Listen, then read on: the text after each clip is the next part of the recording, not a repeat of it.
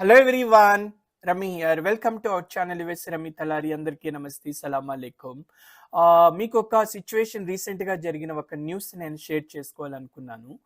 So మామూలుగా ఇక్కడ ఉన్న ఎవరైతే ఎంప్లాయీస్ ఉంటారో ఇండియా నుంచి వచ్చిన వాళ్ళు లేదంటే డిఫరెంట్ కంట్రీస్ నుంచి మన పేరెంట్స్ని కానీ ఇన్లాస్ని కానీ మనం విజిటింగ్ వీసా మీద తీసుకొస్తుంటాం అనమాట. జనరల్గా వాళ్ళు విజిటింగ్ వీసా మీద వస్తే 6 months ఇక్కడ స్టే చేసి ఏదైనా సైట్ సింగ్ అలాంటివన్నీ చూసి లేదంటే వాళ్ళ ఫ్యామిలీ మెంబర్స్ ఇక్కడ స్టే చేసి మళ్ళీ they have to get back to their home country అనమాట. సో ఇక్కడ చాలా మంది కపుల్స్కి పిల్లలు ఉన్నప్పుడు ఏంటంటే డే కేర్లో పెట్టేసి వాళ్ళు జాబ్కి వెళ్తుంటారు. సో ఇలాగ రీసెంట్గా ఒక ఫ్యామిలీ వచ్చి ఇండియన్ ఫ్యామిలీ, సో వాళ్ళ పేరెంట్స్ ఇద్దరు వచ్చారనమాట. వాళ్ళ పేరెంట్స్ విజిటింగ్ వీసా మీద వచ్చి ఇంట్లో ఉండాలి, లేదంటే పిల్లలు వాళ్ళ ఫ్యామిలీతో స్పెండ్ చేసి అట్ ద సేమ్ టైం వాళ్ళు ఏదైనా సైట్ సీయింగ్ చూసి డిఫరెంట్ సిటీస్కి వెళ్ళి మళ్ళీ బ్యాక్ వెళ్ళిపోవాలి. సో వాళ్ళ ఇంట్లో ఖాళీగా ఉన్నాం కదా అని చెప్పి వాళ్ళ ఇంట్లో ఉన్న వాళ్ళ మనమరాలు ఎవరైతే వాళ్ళ పిల్లలు ఉంటారో వాళ్ళ పిల్లల్ని చూసుకుంటూ వాళ్ళతో పాటు వాళ్ళ పక్కన ఇంట్లో అంటే వాళ్ళ నైబర్ ఫ్యామిలీలో ఒక చిన్న బేబీ ఉందన్నమాట. So like 6 months or less than 1 year baby. So ఆ బేబీని ఈ మదర్ దగ్గర వదిలి వెళ్ళిపోయారు. వాళ్ళు జాబ్కి వెళ్ళిపోయారు, వీళ్ళింట్లో కూడా జాబ్కి వెళ్ళిపోయారు అనమాట. సో అమ్మ అయితే ఎవరైతే ఇంట్లో ఉన్నారో సో ఆమెకి ఎలాగో టైం ఉంది కదా అని చెప్పి ఆ బేబీని ఎవరి దగ్గర వదిలేసిపోయారు. సో ఏంటంటే జనరల్గా వీళ్ళు విజిటింగ్ వీసా మీద వచ్చినప్పుడు సో ఎవరైనా వాళ్ళ పిల్లల్ని వదిలిపోయినప్పుడు వాళ్ళు అవర్లీ ఒక $5 కానీ $8 కానీ ఇస్తుంటారనమాట. కొద్దిమంది స్పోర్టివ్గా కూడా ఫ్రీగా కూడా చేసే వాళ్ళు కూడా ఉంటారు. సో ఇక్కడ ఏంటంటే సిచ్యువేషను ఆ నైబర్స్ దగ్గర వాళ్ళ బాబుని ఈ మదర్ దగ్గర వదిలి వాళ్ళు జాబ్కి వెళ్ళిపోయారు. సో ఆ బేబీకి ఏదో బాగలేదనమాట. ఏదో బాగాలేకపోతే హెల్త్ బాగాలేదు, నోటిలో ఏదో శ్వాస అది ఆడలేదు. దాంతో ఈవిడ ఆల్రెడీ ఒక డాక్టరే అనమాట ఇండియాలో. సో ఆమె ఏంటంటే ఓన్గా ఏదో ట్రీట్మెంట్ చేసింది. సో ట్రీట్మెంట్ చేసిన ఆ బేబీకి శ్వాస రాలేదు, తర్వాత ఆ బేబీ ప్రాణం పోయింది. సో దాంతో ఏంటంటే తర్వాత ఆ పేరెంట్స్ వచ్చి ఆ ప్రాణం పోయింది కదా, ఇంకా ఆ పేరెంట్స్ వచ్చినాక వాళ్ళకి తెలిసిన విషయము. సో వాళ్ళు ఏంటంటే 911 పోలీసు వాళ్ళకి కాల్ చేశారనమాట.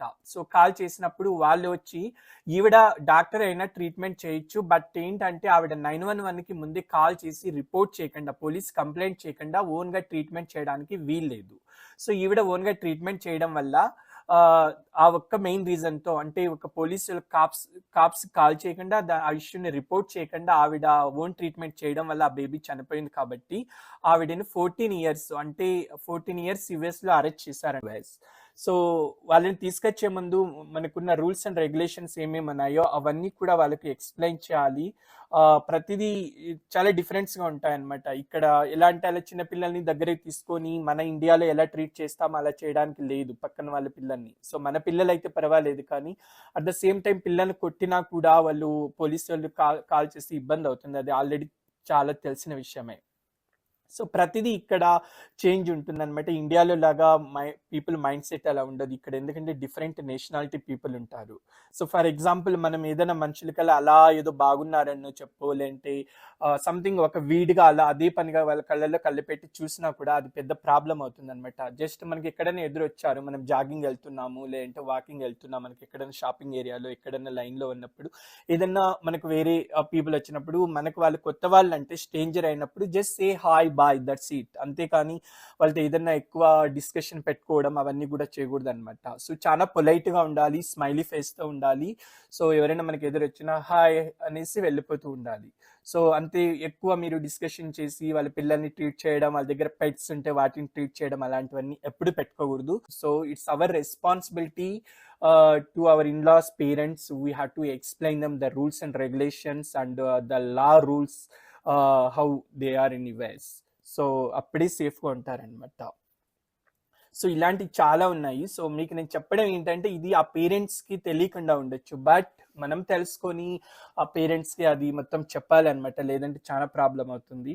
సో ఇక్కడ వచ్చే ముందు రూల్స్ అండ్ రెగ్యులేషన్స్ ఏముంటాయి యుఎస్లో, what are dos and don'ts అవి తెలుసుకొని ఇక్కడ ఉంటే చాలా బెస్ట్ అనమాట. సో ఇప్పుడు చూడండి, అనవసరంగా ఆ మదర్ అని ఇండియన్ ఉమెన్ ఆవిడ వచ్చి ఒక 6 months అలా ఉండి బ్యాక్ వెళ్ళిపోవాల్సిన ప్లాన్తో వచ్చిన ఆవిడ 14 years జైల్లో ఉండడం అంటే ఇట్స్ వెరీ వెరీ డిఫికల్ట్ అనమాట.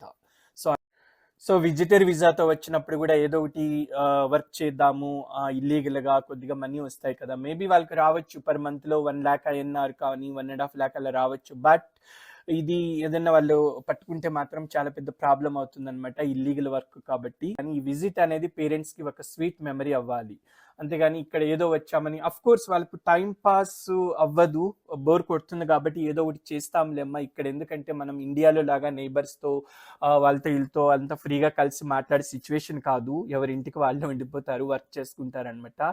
సో వాళ్ళకి బోర్ కొడుతుంది కాబట్టి మేము ఏం చేస్తాము, సో ఏదో ఒకటి చేస్తాంలే వర్క్ అని అలా ప్లాన్ చేసుకుంటారు కూడా. బట్ అది చాలా జాగ్రత్తగా ఉండాలి. మీరు బోర్ కొడితే బ్యాక్ ఇండియాకి వెళ్ళిపోయిన ప్రాబ్లం లేదు. అంతేగాని ఖాళీగా ఉన్నాం బోర్ కొడుతుందని ఇలాంటివి చేస్తే మాత్రం చాలా క్రిటికల్ సిచ్యువేషన్ అవుతుంది.